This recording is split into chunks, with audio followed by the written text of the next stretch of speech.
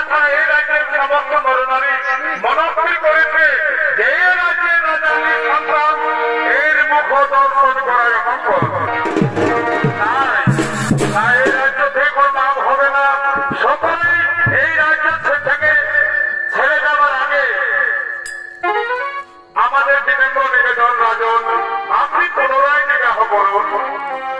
তোমরা থেকেই বলেছ সভাসদগণ, আজ এতদিন ধরে আমার আরাধ্য মহাদেবের আরাধনা করে আসলাম, কিন্তু এখনো আমার প্রতি ঠাকুর সদয় হলেন না।